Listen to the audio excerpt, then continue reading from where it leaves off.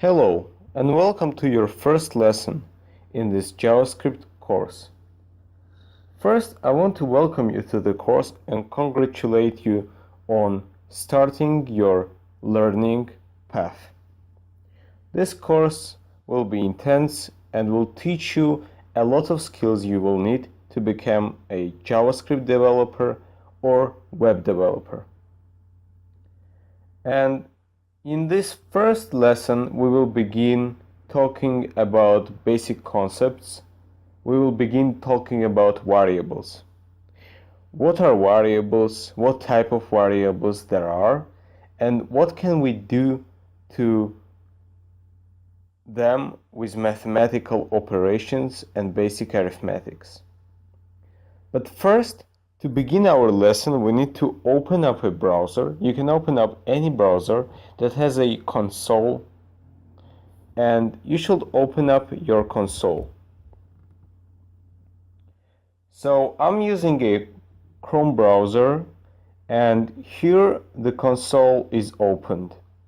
You can see there are several sections to console. There is a memory section, element, console, sources, network, performance, application, security, etc. There is also a part when you can see the HTML, and we will talk about this later when we will connect HTML to your JavaScript code and add some HTML elements with your JavaScript code.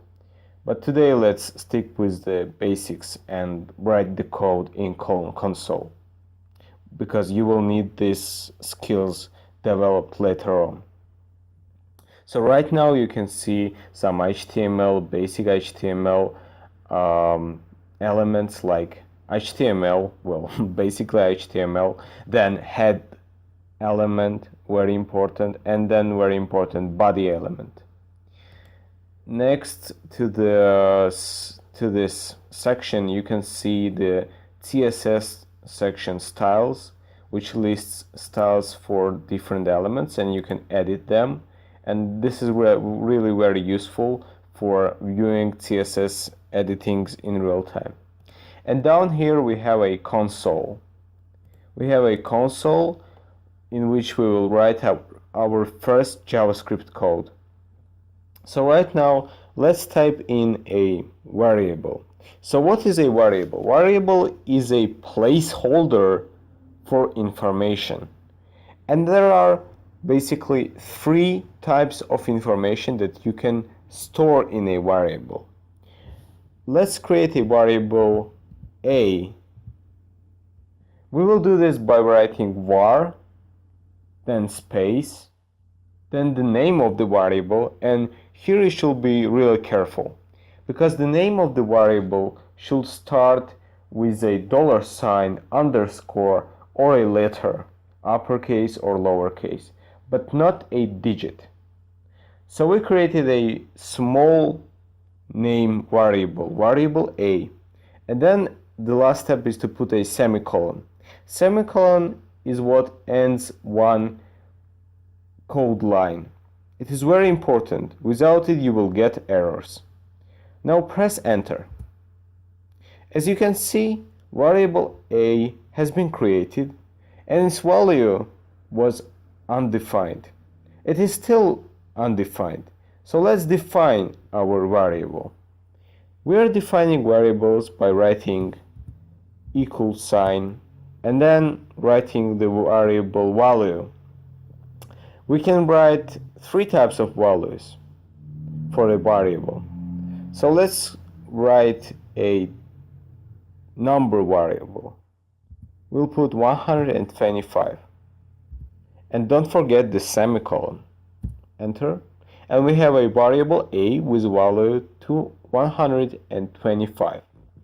Next, you can also create variables. Let's create a variable B and assign the value right away to false. So this is called a Boolean variable, and the value of B will be false. We can also set a second variable value for Boolean, which is true. True and false are only possible values for Boolean variable. And the third variable, we will create variable C, and let's assign the value of C to the text hello, and then put semicolon right here, and the value of hello stored. So these are the three basic types of variables. For the numbers, you can also do some arithmetics. For example, A could be equal to 25 times 5. And as you can see, it is equal to 125. You can do addition, like A equals 25 plus 25. You will get 50, as you can see. You can do subtraction. So 150 minus 250, you will get minus 100. As you can see, you do get minus 100. And also, you can do division. Don't divide by 0, by the way, which will be an error. And you can do a percentage, which will be a remainder by dividing by an integer. So as you can see, the remainder of division 100 to 7 gives us value 2. You can also print the values like this, writing console log and then writing in the brackets the name of a variable. So as you can see, it outputted the value of 2. Let's console log all the variables we have.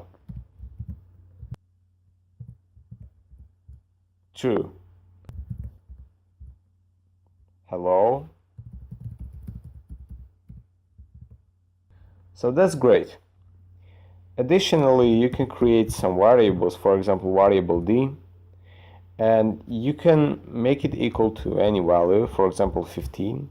And then later on, you can use this variable in assigning the value to another variable. So as you can see, we're assigning variable value to A, and it will be equal to D plus D minus 5.